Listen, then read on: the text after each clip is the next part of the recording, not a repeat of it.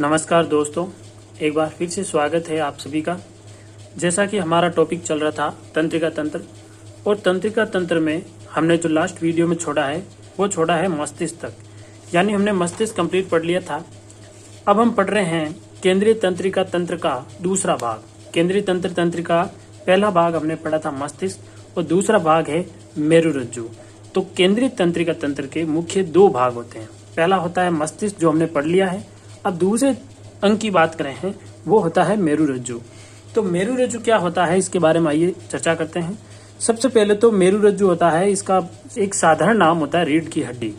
और रीढ़ की हड्डी के अंदर पूरा मस्तिष्क का प्रोसेस या पूरे मस्तिष्क को नियंत्रित करने वाली तंत्रिकाएं पाई जाती हैं। इनका मुख्य कार्य होता है मस्तिष्क से आने वाले संकेतों को शरीर के प्रत्येक भाग तक पहुंचाना।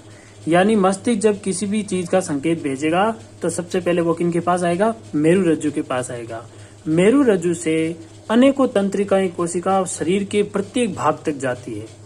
तो एक तरीके से देखा जाए तो मेरुरज्जु मस्तिष्क का एक सहयोगी या फिर एक तरीके से कहें तो हेल्पर है। यानी कि मस्तिष्क में जाने वाले या आने वाले संकेत वो किसके रास्ते होके जाएंगे, मेरुरज्जु के रास्ते होके जाएंगे। तो मेरुरज्जु जो है ये संयोजित होता है मध्यांश से। मस्तिष्क में जो भाग मध्यांश होता है जिसको अपन मेडुला कहते हैं, और मेडुला का ये भाग देखिए, मेडुला के आगे का ये जो पूरा भाग है ना, ये वाला, ये पूरा भाग आगे कहलाता है मेरुरज्जु। और ये मेरुरज्जु का ही साधारण नाम होता है रीढ़ की हड्डी। लेकिन रीढ़ की हड्डी के अंदर की संरचना है, उसको हम एक नया नाम दे रहे हैं जिसको कह रहे हैं मेरुरज्जु। तो मेरुरज्जु का संयोजन कहाँ से होता है, मध्यांश से होता है। मध्यांश का अर्थ होता है मेडुला ओब्लोगेटा, मस्तिष्क का भाग है ये, और ये पश्च मस्तिष्क का भाग है। अब जो मेरुरज्जु होता है, इसके भीतरी भाग में धूसर द्रव्य की तंत्रिकाएं पाई जाती है। जैसे मैं छोटा सा अगर रफली डायग्राम बनाऊं, मान के चलिए कि ये एक तंत्रिका मेरुरज्जु का डायग्राम है, तो इसका जो अंदर वाला भाग है, ये वाला भाग, इसके अंदर वाले भाग में पाया जाता है धूसर द्रव्य।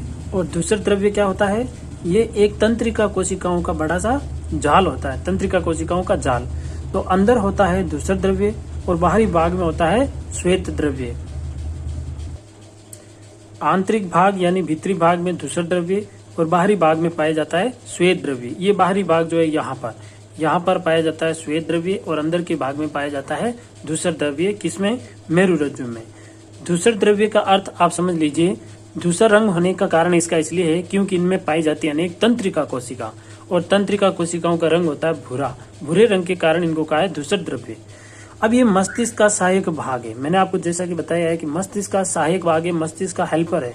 मस्तिष्क बिना मेरुरज्जु के किसी भी संकेत को प्रेरक या फिर किसी भी उद्दीपक को भेजना और ग्रहण करने का कार्य नहीं कर सकता। इसका जो कार्य होता है मुख्य, वो होता है प्रतिवर्ती क्रिया का संचालन। अब देखिए प्रतिवर्ती क्रिया का अर्थ क्या होता है। प्रतिवर्ती क्रिया का अर्थ होता है, जैसे ही हमें पेंसिल हाथ में चुभाई तो हमें यहाँ पर एक उद्दीपन उत्पन्न हुआ। उद्दीपन कहाँ गया, मस्तिष्क में गया। मस्तिष्क में किसके थ्रू गया, मेरुरज्जु के थ्रू गया। वापस जब मस्तिष्क इस संकेत का, उद्दीपन का विश्लेषण करता है, विश्लेषण करके फिर किसको भेजता है, मेरुरज्जु को भेजता है। और मेरुरज्जु डिसाइड करता है कि हाथ को हटाना है या क्या करना है। कहने का मतलब, गलती से हम गर्म पानी में हाथ डाल देते हैं तो तुरंत हाथ को वापस हटा लेते हैं, या फिर तवे पे या गर्म चीज पे हाथ लगा देते हैं, तुरंत हाथ को वापस हटा लेते हैं। ऐसा काम करने के लिए कौन सी संरचना जिम्मेदार होती है, ऐसी संरचना मेरुरज्जु होती है।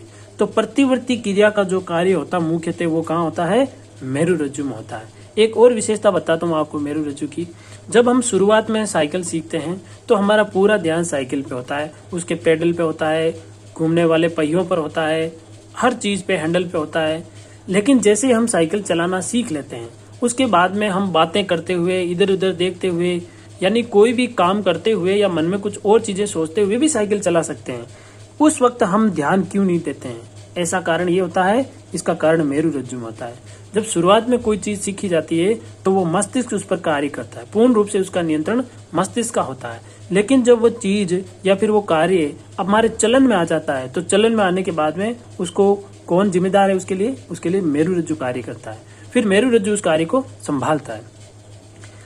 मस्तिष्क के संकेतों का पथ, मैंने अभी आपको बताया था कि मस्तिष्क से जो भी संकेत आएंगे, जो भी संकेत यहाँ पर बन के आएंगे, उसको रास्ता कौन प्रदान करता है, मेरुरज्जु। यानी मेरुरज्जु क्या है? मस्तिष्क के संकेतों का पथ होता है, रास्ता होता है। चलिए, ये हो गया अपना केंद्रीय तंत्रिका तंत्र। केंद्रीय तंत्रिका तंत्र में हमने मुख्य रूप से 2 तंत्र पढ़े थे, एक पढ़ा मस्तिष्क और मस्तिष्क के भाग पढ़े थे, और दूसरा होता है मेरुरज्जु। तो केंद्रीय तंत्रिका तंत्र खत्म होता है। अब बात करते हैं परिधीय तंत्रिका तंत्र। परिधीय तंत्रिका तंत्र कौन सा होगा? केंद्रीय तंत्रिका तंत्र को छोड़कर जो भी तंत्र हमारे शरीर में उपस्थित है, मौजूद है, वो सब आ जाएंगे परिधीय तंत्रिका तंत्र में। तो परिधीय तंत्रिका तंत्र को मुख्य रूप से 2 भागों में बांटा गया है, कायिक तंत्रिका तंत्र और स्वायत्त तंत्रिका तंत्र। कायिक तंत्रिका तंत्र का कार्य क्या होता है? ये ऐच्छिक क्रियाओं का नियंत्रण करता है। यानी देखो, पहले तो परिधि का अर्थ समझिए। परिधि का अर्थ होता है हमारे शरीर के चारों ओर त्वचा के नीचे पाया जाने वाला तंत्र। तो त्वचा के नीचे पाया जाने वाला एक तो होता है कायिक तंत्रिका तंत्र, दूसरा होता है स्वायत्त तंत्रिका तंत्र। कायिक तंत्रिका तंत्र का काम क्या होता है? ये ऐच्छिक क्रियाओं का नियंत्रण करता है। जो क्रियाएं हम अपने मन से या स्वयं करते हैं, उन क्रियाओं का नियंत्रण के लिए कौन जिम्मेदार है? कायिक तंत्रिका तंत्र। और मांसपेशियों पर नियंत्रण का कार्य ये करता है। यानी एक तरीके से देखा जाए तो कायिक तंत्रिका तंत्र ऐच्छिक क्रियाओं का नियंत्रण और मांसपेशियों पर नियंत्रण का मुख्य कार्य करता है। दूसरे बात करते हैं स्वायत्त तंत्रिका तंत्र। नाम से ही पता चल रहा है, स्वायत्त यानी स्वयं, ऑटोमेटिक। स्वायत्त तंत्रिका तंत्र में 2 तंत्र कार्य करते हैं, एक होता है अनुकंपी, दूसरा होता है परानुकंपी। अनुकंपी का क्या कार्य होता है? अनुकंपी का होता है उत्तेजना नियंत्रण करना।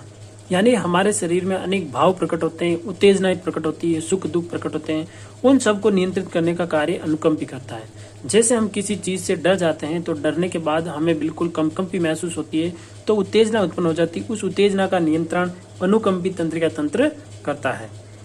आपातकालीन में ऊर्जा, मान के चलिए कि हम कहीं पर काम कर रहे हैं या अचानक हमें किसी चीज का डर लगता है या वहां से भागना होता है, तो हमारे अंदर अचानक इतनी हिम्मत आ जाती है जिसकी कोई हद नहीं। वो हिम्मत कहाँ से आई? वो अनुकंपी तंत्रिका तंत्र देता है। प्रत्येक कोशिका को इतनी ऊर्जा देता है कि व्यक्ति को बहुत ज्यादा ऊर्जा मिलती है और व्यक्ति उस आपातकालीन स्थिति में या फिर उस मुसीबत की स्थिति से बाहर निकल जाता है। मान के चलिए कि आप एक घने जंगल में से निकल रहे हो या डरावनी जगह से निकल रहे हो, अचानक आपको महसूस होता है कि यहाँ पे कुछ है और आपको लग रहा है कि वो मेरा पीछा कर रहा है, तो आप इतनी तेजी से भागेंगे जितना शायद आपको खुद को ही अंदाजा नहीं होगा। उसके पीछे का कारण क्या है? उसके पीछे का कारण होता है अनुकंपी तंत्रिका तंत्र। यह आपको एक्स्ट्रा एनर्जी देता है, अधिक मात्रा में ऊर्जा देते हैं, जिससे आप आपातकालीन स्थिति में बच सकें। उस स्थिति में क्या होगा आपके साथ? देखो, हृदय की धड़कन तेज हो जाएगी। क्यों होगी? क्योंकि आपको ऑक्सीजन चाहिए। ऑक्सीजन बहुत ज्यादा आएगी तो कोशिकाओं में ग्लूकोज का अपघटन होगा और ग्लूकोज का अपघटन होगा तो ऊर्जा ज्यादा बनेगी और श्वास दर में वृद्धि। श्वास दर में वृद्धि होगी तभी ऑक्सीजन ज्यादा आएगी। तो ये होता है अनुकंपी तंत्रिका तंत्र का मुख्य कार्य। फिर बात करते हैं परानुकंपी तंत्रिका तंत्र। परानुकंपी तंत्रिका तंत्र क्या करता है? ये ऊर्जा का संचय करता है। इसका काम होता है विराम अवस्था में ऊर्जा का संचय करना, ऊर्जा का स्टोरेज करता है ये। और आंख की पुतली, पाचक रस आदि का नियंत्रण करता है। हमारे आंख की पुतली, कोई भी चीज अचानक से हम देखते हैं और हमें अचानक से डर लगता है तो हमारी आंखों की पुतली एकदम फैल जाती है, उसका कारण होता है परानुकंपी तंत्रिका तंत्र। पाचक रसों का स्त्राव, हमारे शरीर में भोजन को पचाने के लिए जो पाचक रस बनते हैं उनका स्त्राव भी किसके द्वारा होता है? परानुकंपी तंत्रिका तंत्र द्वारा। तो इसके 2 ही काम होते हैं, आंख की पुतली, 3 कार्य हो गए इसके, ऊर्जा का संचय करना, आंख की पुतली का फैलना सिकुड़ना नियंत्रण करना और पाचक रसों का नियंत्रण करना। दोस्तों, ये हो गया परिधीय तंत्रिका तंत्र। यहाँ से भी बहुत बढ़िया प्रश्न बनते हैं। ये चीजें बहुत कम को पता होती है। आपने अच्छे से समझे हैं, नोट्स भी बनाइए इसके और अच्छे से याद कीजिएगा। आगे लौटते हैं हम अंतःस्रावी तंत्र। देखिए, अंतःस्रावी तंत्र के बारे में हम काफी बार सुन चुके हैं और छोटी क्लासों से इनके बारे में पढ़ते भी आए हैं। अंतःस्रावी तंत्र क्या होता है? अंत्य का मतलब होता है अंदर और स्रावी का मतलब होता है स्त्राव करना। यानी ये ऐसी संरचनाएं होती है, ऐसी कहे तो पदार्थ होते हैं जो कि रक्त के अंदर डाले जाते हैं और रक्त के अंदर जो पदार्थ डाले जाते हैं उनको कहा जाता है हार्मोन। तो मुख्य रूप से यहाँ हम हार्मोन की बात करेंगे। तो हार्मोन शरीर में एक जगह से दूसरे जगह जाते हैं तो किसी भी नली की आवश्यकता नहीं होती है। यानी ये पदार्थ सीधे रक्त में डाले जाते हैं और जरूरत के हिसाब से प्रत्येक अंग इसका कार्य करता है, इसका उपयोग करता है। इसलिए इन्हें कहा जाता है अंतःस्रावी तंत्र। बहिःस्रावी तंत्र में आती हैं वह ग्रंथियां जो कि नलियों में या फिर जिनकी खुद की व्यवस्था होती है, रस को एक जगह से दूसरी जगह पदार्थ को पहुंचाने की व्यवस्था होती है, उनको कहते हैं बहिस्रावी। लेकिन अंतःस्रावी का मतलब होता है जो अपने उत्पाद को कहाँ डालती है, रक्त में डालती है। अंतःस्रावी तंत्र का देखिए, सबसे पहले अंतःस्रावी तंत्र में हम लेंगे ग्रंथियां, और प्रमुख रूप से हमारे पास में एक मस्तिष्क का भाग आता है, सबसे पहले हाइपोथैलेमस। हाइपोथैलेमस के बारे में हमने सुना है, हमने पढ़ा है। हमने हाइपोथैलेमस के बारे में पढ़ा था, ये भूख, प्यास, निंद्रा आदि प्रकार की क्रियाओं का नियंत्रण कौन करता है, हाइपोथैलेमस करता है। जब हाइपोथैलेमस करता है तो हाइपोथैलेमस के नीचे पाई जाती है एक ग्रंथि, और उस ग्रंथि का नाम है पीयूष ग्रंथि। देखिए ये हमारे पास डायग्राम है, यहाँ देखिए लिखा हो पीयूष ग्रंथि। ये वाला जो भाग आपको दिख रहा है जहां मैं पेंसिल घुमा रहा हूँ, यहाँ पर पाई जाती है पीयूष ग्रंथि, मटर के दाने के समान। ये पीयूष ग्रंथि पे देखिए पूरा का पूरा हाइपोथैलेमस किस पे नियंत्रण में है, पीयूष ग्रंथि का नियंत्रण करता है। तो हाइपोथैलेमस का एक काम होता है मुख्य रूप से पीयूष ग्रंथि का नियंत्रण। देखिए पीयूष ग्रंथि को मास्टर ग्रंथि भी कहते हैं, क्योंकि बाकी सब ग्रंथियों पे नियंत्रण का काम कौन करती है, पीयूष ग्रंथि करती है। लेकिन पीयूष ग्रंथि के कार्य को कब प्रारंभ करना है, कब रोकना, ये कौन डिसाइड करेगा, हाइपोथैलेमस करेगा। तो हाइपोथैलेमस का प्रमुख कार्य क्या हो गया, पीयूष ग्रंथि का नियंत्रण करना। अब पीयूष ग्रंथि से दो प्रकार की चीजें निकलती है। हाइपोथैलेमस से दो प्रकार के संकेत आते हैं। पहला हार्मोन निकलता है मोचक हार्मोन। मोचक हार्मोन क्या कहेगा कि जो भी संकेत मिले हैं उस संकेत के अनुसार पीयूष ग्रंथि को हार्मोन बनाने के लिए कहेगा। तो हार्मोन बनाने के लिए पीयूष ग्रंथि सक्रिय हो जाती है और डिमांड के अनुसार, मांग के अनुसार हार्मोन का निर्माण करना प्रारंभ कर देती है। दूसरा होता है निरोधी हार्मोन। निरोधी हार्मोन का तात्पर्य होता है पीयूष ग्रंथि को ये रोकता है कि अब तुम्हें ये हार्मोन नहीं बनाने हैं, इतना ही उत्पाद की आवश्यकता है। तो निरोधी हार्मोन क्या करेगा, पीयूष ग्रंथि से निकलने वाले हार्मोन को रोकेगा, यानी पीयूष ग्रंथि को निष्क्रिय कर देगा। एक तरीके से देखा जाए तो पीयूष ग्रंथि के लिए स्विच का काम करता है। जब हाइपोथैलेमस स्विच ऑन करेगा पीयूष ग्रंथि सक्रिय हो जाएगी, जब स्विच ऑफ करेगा तो वो निष्क्रिय हो जाएगी। ये हो गया हाइपोथैलेमस। आगे बात करते हैं पीयूष ग्रंथि, जिसे मास्टर ग्रंथि भी कहते हैं, और ये कहाँ पाई जाती है, मस्तिष्क में पाई जाती है, और इसे मास्टर ग्रंथि भी कहते हैं। पीयूष ग्रंथि को सभी ग्रंथियों का नियंत्रण केंद्र कहा जाता है। क्यों कहा जाता है, क्योंकि लगभग प्रत्येक प्रकार की ग्रंथि का नियंत्रण जो है वो किसके द्वारा होता है, पीयूष ग्रंथि के द्वारा होता है। पीयूष ग्रंथि में कौन कौन से हार्मोन बनते हैं, देखिए वृद्धि हार्मोन जो हमारी हाइट को डिसाइड करता है, उसमें मुख्य रूप से उसको सोमेटोट्रोपिन भी कहा जाता है। तो वृद्धि हार्मोन यानी सोमेटोट्रोपिन, प्रोलैक्टिन, थायराइड प्रेरक, ऑक्सीटोसिन, वैसोप्रेसिन और गोनेडोट्रोपिन, ये मुख्य रूप से हार्मोन जो है ये मास्टर ग्रंथि द्वारा उत्सर्जित किए जाते हैं। यानी सोमेटोट्रोपिन, प्रोलैक्टिन, थायराइड प्रेरक हार्मोन, ऑक्सीटोसिन, वैसोप्रेसिन और गोनेडोट्रोपिन, ये प्रमुख रूप से पीयूष ग्रंथि द्वारा निकाले जाने वाले हार्मोन होते हैं। आगे बात करते हैं पीनियल ग्रंथि। तो देखिए पीनियल ग्रंथि के बारे में पढ़ते हैं। पीनियल ग्रंथि है, ये भी मस्तिष्क में पाई जाती है, और इससे निकलने वाला जो मुख्य हार्मोन है वो होता है मेलेटोनिन हार्मोन। मेलेटोनिन हार्मोन का काम होता है दिनचर्या का नियमन करना। दिनचर्या का नियमन का तात्पर्य हुआ हम अपनी एक दैनिक दिनचर्या बनाते रखते हैं, हमें किस टाइम खाना खाना होता है उसी टाइम हमें भूख लगती है, किस टाइम उठना है उसी टाइम हम उठते हैं। किसी अलग स्थिति की बात करें तो वो एक अलग बात है, लेकिन फिर भी हमारी एक दिनचर्या सेट होती है, उस दिनचर्या के अकॉर्डिंग हम सारे काम करते हैं। तो दिनचर्या को बनाए रखने का काम होता है मेलेटोनिन हार्मोन। ठीक है, आगे बात करते हैं थायराइड ग्रंथि के बारे में। चलिए, थायराइड ग्रंथि जो है, थायराइड ग्रंथि है, ये श्वास नली पर पाई जाती है। श्वास नली के बाएं और दाईं तरफ दो टुकड़ों में पाई जाती है, इसको कहते हैं थायराइड ग्रंथि। थायराइड ग्रंथि से जो मुख्य हार्मोन निकलता है वो होता है थायरोक्सिन हार्मोन। और थायरोक्सिन हार्मोन का कार्य क्या होता है, देखो ये उपापचय क्रिया को नियंत्रित करती है। उपापचय क्रिया का अर्थ हुआ कि कोशिकाओं में बनने वाले विभिन्न प्रकार के पौष्टिक पदार्थों का अपघटन करना और ऊर्जा प्रदान करना। तो उपापचय क्रियाओं का नियंत्रण करना, आरबीसी के निर्माण में भी ये मदद करता है। थायरोक्सिन हार्मोन लाल रक्त कणिकाओं के निर्माण में भी मुख्य भूमिका निभाता है। फिर बात करते हैं थायरोक्सिन हार्मोन के लिए आयोडीन बहुत जरूरी है। यदि आयोडीन की पर्याप्त मात्रा थायराइड ग्रंथि को नहीं मिलती है तो थायरोक्सिन हार्मोन का निर्माण नहीं हो पाएगा और थायरोक्सिन हार्मोन की कमी हो जाएगी, और थायरोक्सिन हार्मोन की कमी से गेंगा या गलघंड रोग हो जाता है। गेंगा या गलघंड या अंग्रेजी में से गोइटर रोग भी कहते हैं। गेंगा या गलघंड रोग में क्या होता है, गला फूल जाता है और गला बाहर लटकने लग जाता है। इसको कहा जाता है गला या गेंगा या गलगन रोग। अगली आती है पैराथायराइड ग्रंथि। पैराथायराइड ग्रंथि जो है ये भी हमारे गले में पाई जाती है पीछे की तरफ। इससे निकलता है पैराथार्मोन हार्मोन। हार्मोन का नाम है पैराथार्मोन। अभी पैराथार्मोन हार्मोन क्या काम करेगा, देखिए पैराथार्मोन जो है इसका काम होता है कैल्शियम और फास्फेट का नियंत्रण करना। इसका मुख्य कार्य होता है कैल्शियम और फास्फेट का नियंत्रण करना, यानी हमारे शरीर में कैल्शियम ज्यादा मात्रा में नहीं बनना चाहिए, कमी भी नहीं होनी चाहिए, फास्फेट की अधिकता भी नहीं होनी चाहिए, कमी भी नहीं होनी चाहिए। और कैल्शियम और फास्फेट जो है ये मुख्य रूप से काम करते हैं हड्डियों और दांतों के विकास में। इसलिए कैल्शियम और फास्फेट का नियंत्रण किसके द्वारा होता है, पैराथार्मोन के द्वारा होता है। बात करें कि यदि पैराथार्मोन की कमी हुई, पैराथार्मोन कम्प्लीटली हमारे शरीर में नहीं बनता है, तो उसकी कमी से हमें रोग हो जाता है टीटेनी रोग। फिर बात करते हैं अग्नाशय ग्रंथि। अग्नाशय ग्रंथि के बारे में ऑलरेडी हम पाचन के जो टॉपिक पढ़ा था उसमें पढ़ लिया है, लेकिन एक बार फिर आ रहा है तो अब ग्रंथि के रूप में आ रहा है। वहां पर हमने बहिस्रावी ग्रंथि के रूप में पढ़ा था, लेकिन यहाँ पर यह आ रहा है अंतःस्रावी ग्रंथि के रूप में।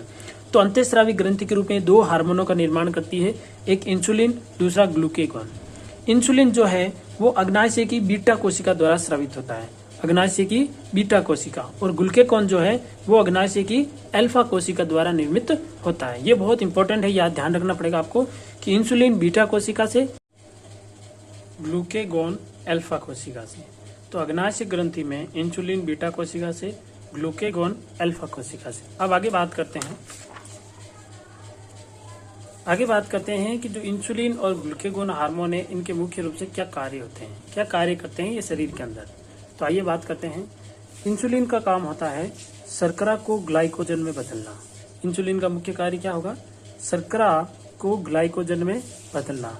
और जब शर्करा ग्लाइकोजन में बदल जाएगी तो रक्त के अंदर शर्करा का नियंत्रण रहेगा, अर्थात शर्करा की मात्रा नहीं बढ़ेगी।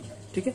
दूसरा है ग्लूकेगॉन। ग्लूकेगॉन क्या करेगा, ये ग्लाइकोजन को पुनः ग्लूकोज में बदल देगा, यानी ये इंसुलिन का विपरीत कार्य करेगा, क्योंकि सारी शर्करा को ग्लाइकोजन में भी नहीं बदलना है।